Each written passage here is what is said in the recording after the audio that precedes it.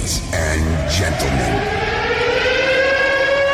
welcome. 4, 3, 2,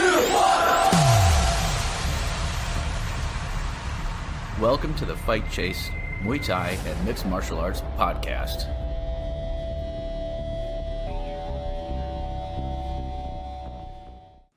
Hey guys, Kelly from Fight Chase. And I'm Kurt Brooks from Carson Kickboxing Club.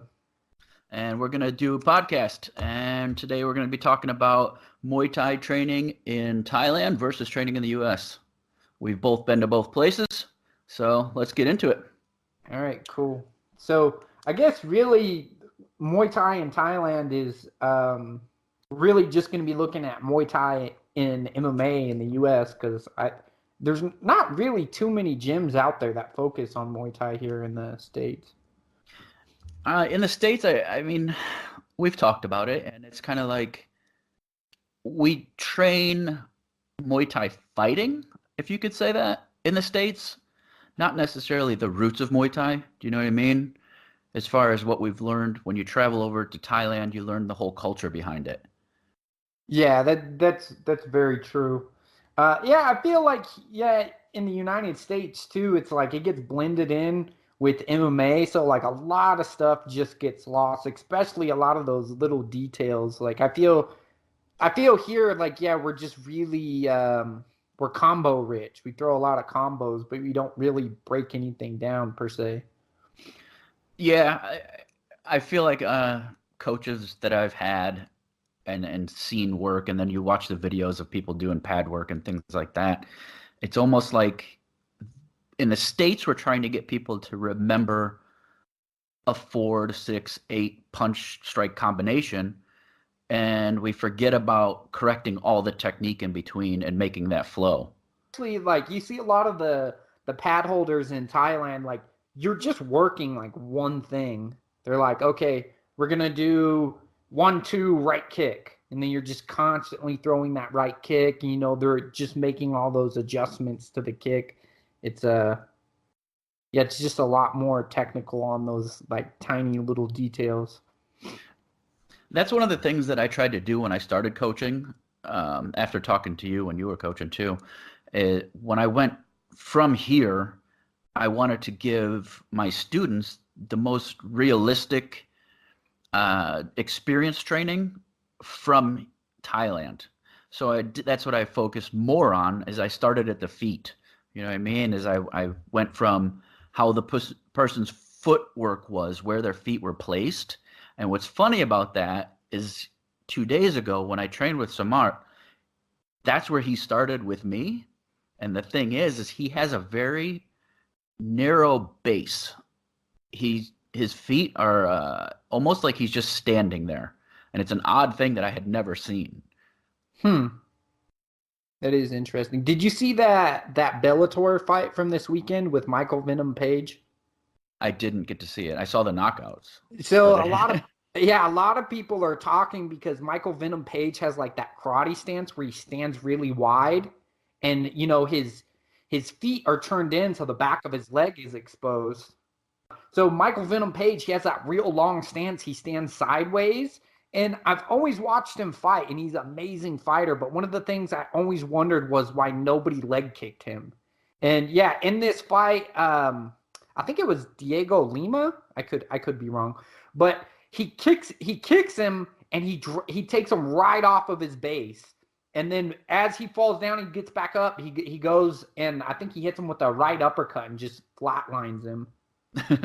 It's just interesting that you bring up that narrow stance, because that's what a lot of people are talking about right now, is that kind of that long karate stance, or even you see a lot of MMA fighters adopt that long stance where you don't see too many MMA fighters with like that narrow, Muay Thai stance. Well, and then again, you think of when we were learning Muay Thai in the beginning, we were learning it for MMA because none of us had that short balanced stance because you're worried about the shot. So we weren't learning the traditional. Like I spoke to a crew out here and I said, yeah, I do MMA. And he's like, yeah, what do you mean? And I said, you could fight on the ground too. And he said, why? He's like, you don't fight someone when they're on the ground. You let them stand up. And I'm like, well, so you're not worried about a shot. You know what I mean? Like out here, they don't even consider that. They are now because of the popularity of one championship, but most of the gyms here, they're not worried about anything as far as your base being taken down. I think the other thing that's kind of interesting that you see a lot of times in MMA that you never see in Muay Thai is that calf kick. They're always throwing the calf kick. Everybody's raving about the calf kick in MMA, and then wondering why none of the Thai fighters throw that same calf kick. Well, the scoring on that in the stadiums that doesn't score, so that's why they're always throwing to the body. Is your body kicks score way higher, so they're not doing low kicks as much. Out here, they don't focus on the low kick because they're stadium fighting still, and so they're still looking at the body kick as a higher percentage scoring point. I think that's true, and I also think that that calf kick just doesn't really work that well against somebody that's an actual Thai fighter, just because of the way that they stand.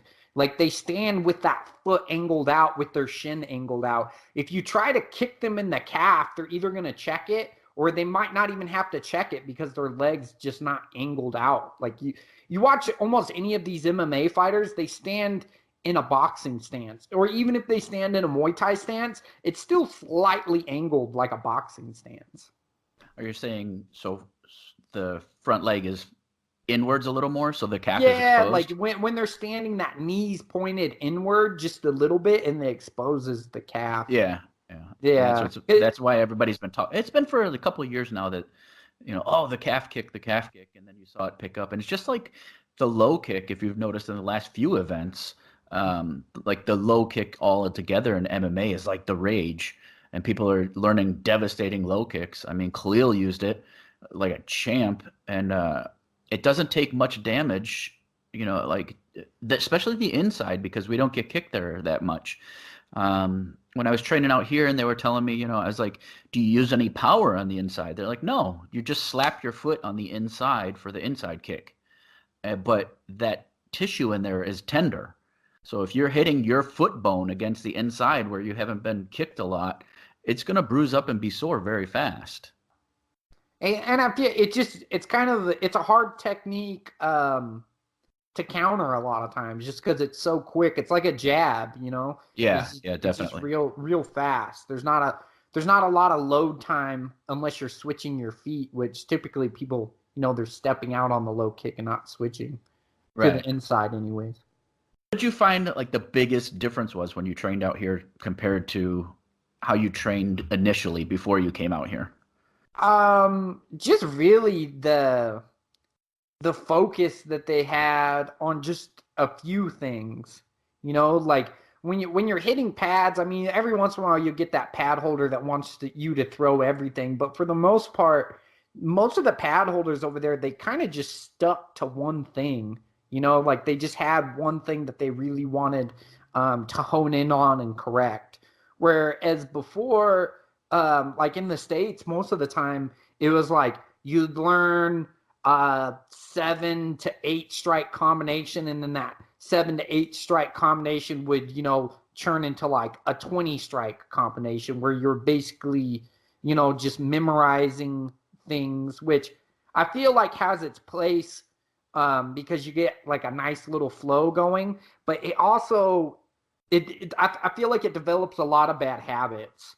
Like when you go that fast and you're trying to do that many strikes in one combination, you just develop a lot of bad habits because you're not really looking at all those little tiny details like the Thai fighters do. Especially, I feel you're missing your guard. When you start doing big combinations, your guard suffers. Yeah. Because you're not always going to go right back to a secure guard if you know that you have to throw jab, cross, hook, uppercut. You're kind of going to get sloppy with that. And it's okay because you're only hitting pads. But out here, you're doing the maybe 4 strikes, but if your guard's not up, they're smacking you at the pad. Yeah. So you're paying attention to that. Whereas, Especially too, because I think the rhythm or the like just kind of the pace, the rhythm of Muay Thai is so much different than something, like the way Floyd Mayweather, you'll see him hitting pads. Muay Thai doesn't have that type of rhythm. There's a lot of like breaks and it's a little bit slower. Like if somebody was trying to throw that many strikes in Muay Thai, like you just clinch them up, you tie them up, throw a couple knees, and then release, maybe throw a kick or something. But for the most part, yeah, it's a little bit, it's a little bit slower. And a lot of that I think has to do with the kicks too, because you're throwing a lot of power into those kicks. Like it's not as fluid as if you were just throwing your hands. yeah, and with that, like you have to be aware of the kicks with your punches and things like that too. You start throwing long punches and you get a teep, and now you're totally reset. You're off your game. Uh, Yeah. yeah, I felt like when I trained out here, they focus on what you're doing.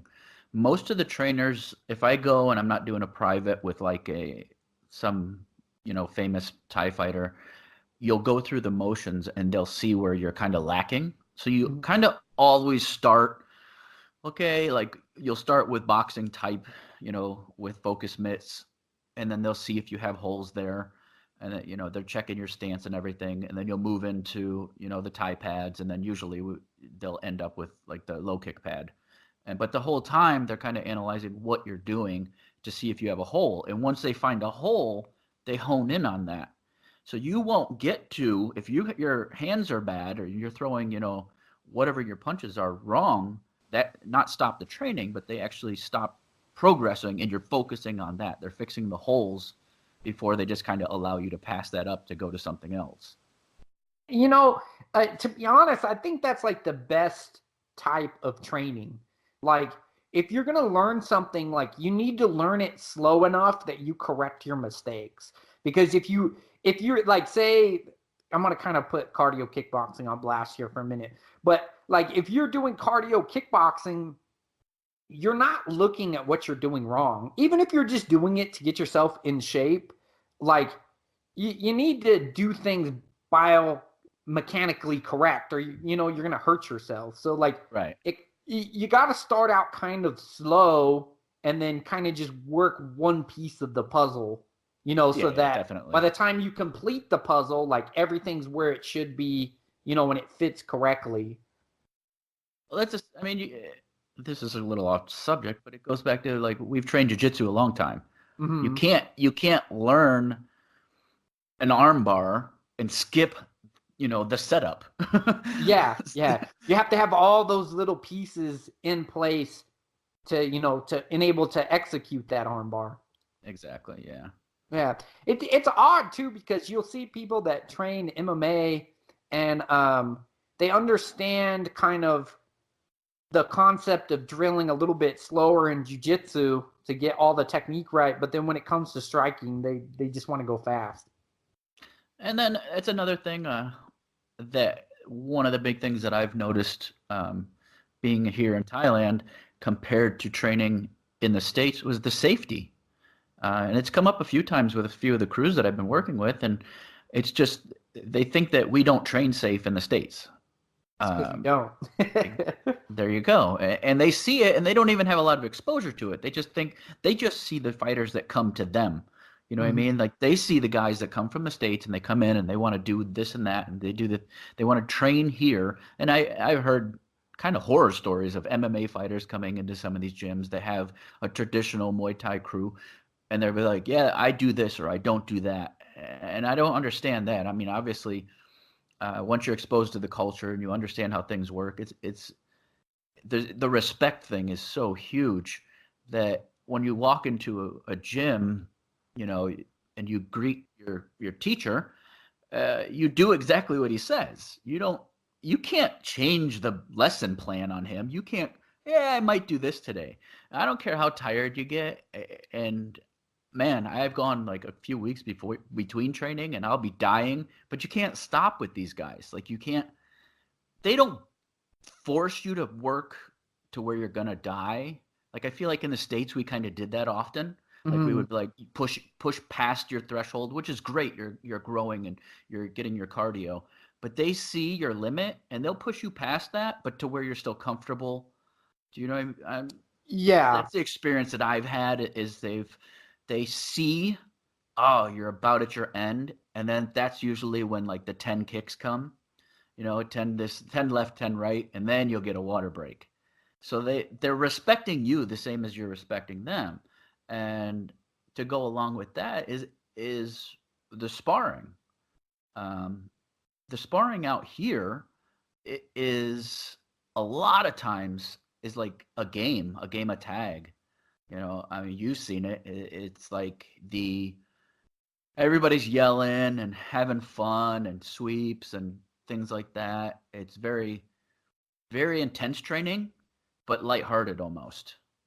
Yeah, it's such a hard concept for people to understand because I try to teach that in my classes, and it's taken me a long time to develop my fighters to spar kind of in a playful manner because everybody's sparring to win Yeah. in the States. Like everybody's just trying to win. Like nobody's really trying, oh, I want to work on this, and if I get hit, oh well, it's fine because my partner's trying to hurt me or not hurt me.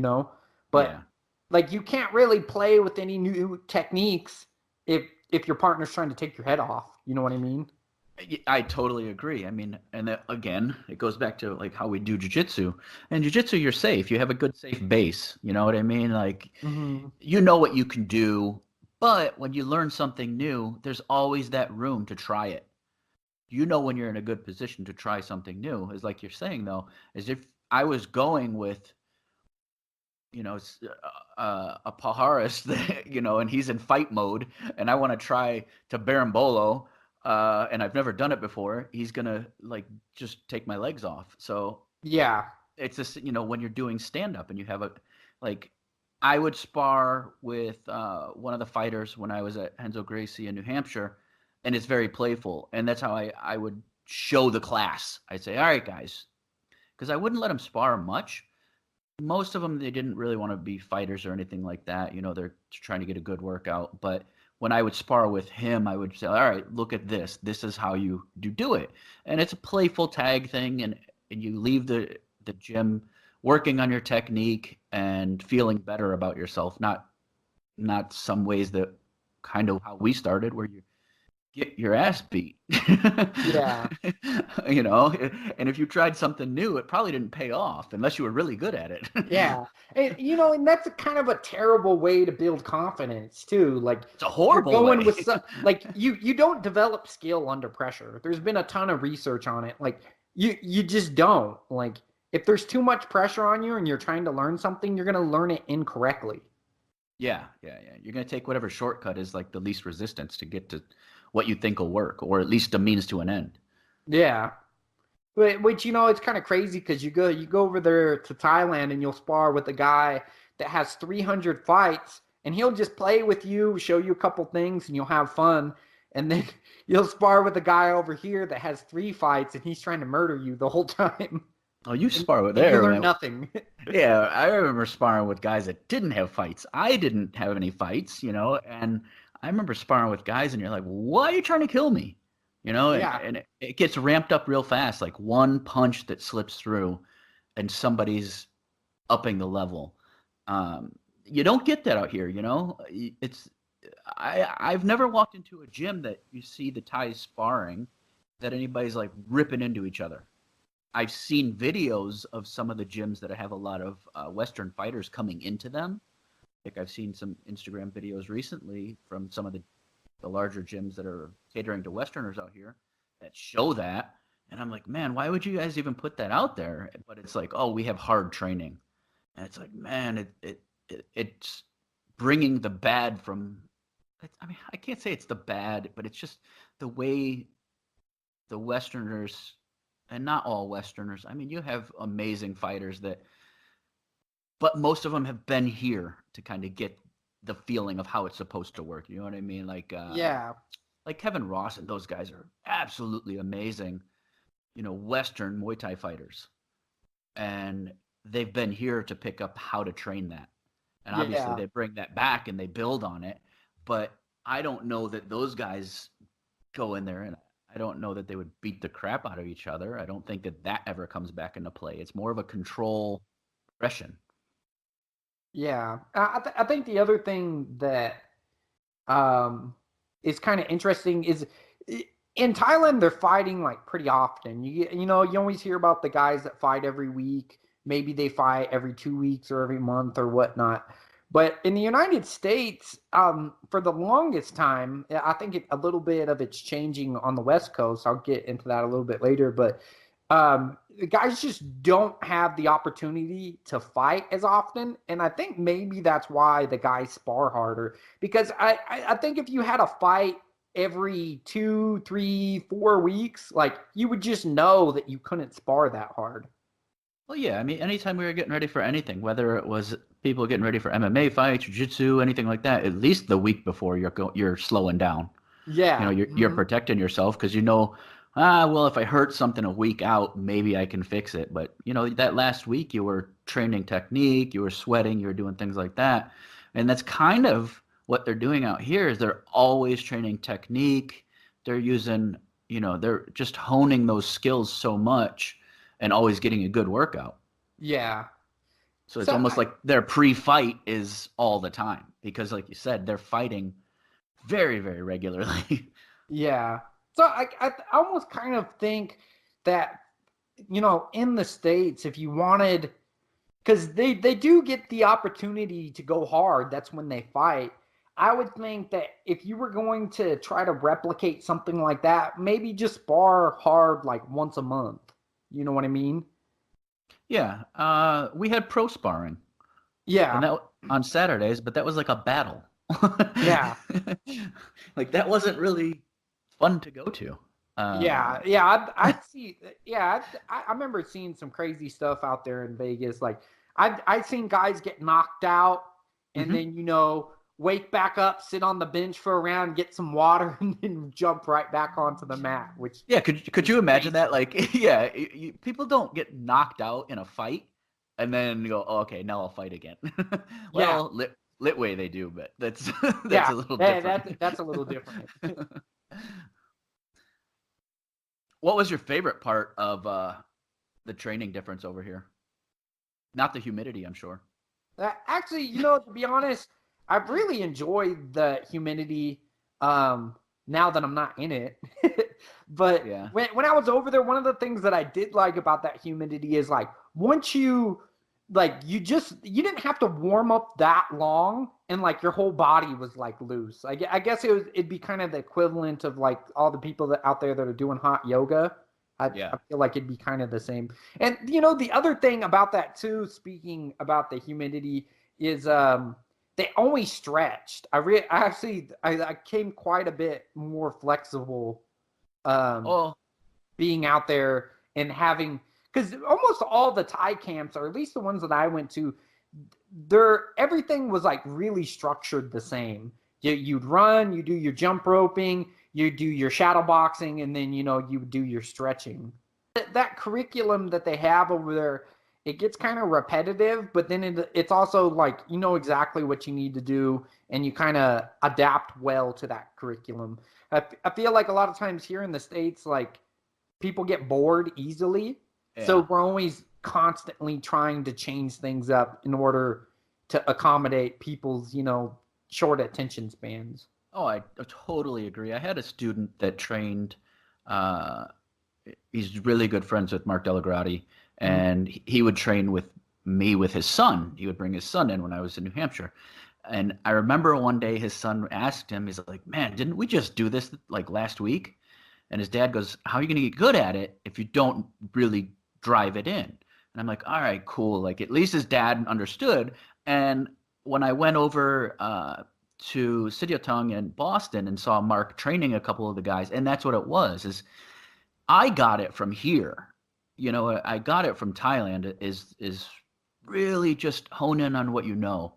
And you don't need crazy flashy stuff, and just learn this stuff the right way. And these guys, this father was like, look, this is how you learn. And the son was like, oh, okay. But yeah, I would kind of, go over that in my head as like, all right, I got to do this because they're not getting that. Like, you have to make people learn, and everybody learns at a different level. So you're trying to keep them interested to learn. And that's hard sometimes, especially if you have a class with all different skill levels, So I would always kind of throw in something with a little spice. Oh, you were going to do jump knees, or we're going to do spinning elbows, things that were practical, that you could do, but it would be like the little spice that they would go, oh, that was fun. Like so many repetitions of the same exact thing before you're actually able to do it, in sparring. And I think more people need to kind of realize that instead of always having so much variety, like, how about you don't work anything but your teep kick until you actually land your teep kick in sparring? You know what I mean? Like, speaking of teep kicks, I was working with some and mine are horrible. And I've never felt super comfortable throwing them. And we call them a push kick in the States. It's a push kick, right? mm-hmm. And I'm like, and I was talking to him, and I'm like, this isn't a push. And he's like, no, this is a kick. You're hurting somebody. I'm like, okay. So mentally, just this last week, it changed something in my mind. It's like, we refer to something, label it as a push kick. So us as coaches, you and I probably say teep, but even when I say teep, I have to tell the students, a push kick, so they understand. Otherwise, you're speaking Thai to them. So when I did it, and in my mind, it clicked. It's like, it's not a push. There's no pushing. You're kicking. And so they kind of made it so something in me was able to change to actually make it work right for me. So now, after just last week, and it's not that I was doing them all wrong, but I would use it more as a defensive push away. Mm-hmm. And he's like, watch this. And he's like, I don't know what the heck he had me doing. I think he's like, throw a body kick. And I would go to throw it, and he would teep me in the stomach. I'm like, yeah, how many more of these we got to do? And he's like, again. I'm like, no, I get it. It works. You're kicking me in the stomach. So real quick, go ahead, kind of explain who Samar is, because I think a lot of people don't know who Samar is. Samar is another Muay Thai legend. He's considered to be one of the best Muay Thai fighters ever. And I want to say he was 56 now, but just one of the legends in the sport. He was a Lumpini champion. He was actually he had a WBC title. So his hands are, a lot of Thai fighters don't really focus on their hands, and then some of them do, and they really excel. So Samar's just another one of the legends. He would be like being able to train with, I don't know, maybe a Mike Tyson or George Foreman, some, the names that would be very known to anybody that even isn't in boxing, in the States. And here, you say Samar, everyone knows who he is. He's on TV still. He's very relevant in Muay Thai. And in the golden age of Muay Thai, he was one of the best there was. So I got a chance to visit his gym, I don't know, a couple of days ago, and train with him personally, which was another amazing experience. Being in Thailand, like, I have access to unbelievable amounts of Muay Thai talent. I mean, you can go anywhere. I'll go to a place and look up on Google and find a gym and be like, oh, that's where those people came from. So yeah, Samart was one of the legends. There's so many of them, but he's one of them that I think a lot of Westerners that really enjoy Muay Thai and really got into it, they know who he is. Yeah, talking about how accessible he is, like everybody, really, which is kind of crazy. In Thailand, all the high-level Thai fighters are pretty accessible. Like, you could get to them, you could do privates with them. It's such an amazing experience. It's like Like you just couldn't do that in the States. Like if you wanted to, go work out with Floyd Mayweather, or Canelo or something like that, like good luck. There's like no way. Yeah, and speaking of guys like that, yeah, I just trained with Lordzilla, who was a lion fight champion. Now he's in one, and it kind of just was like another training partner, like another person to train with. Obviously, he has a wealth of knowledge. They call him the Mayweather of Muay Thai. He's like a ghost. You can't hit him.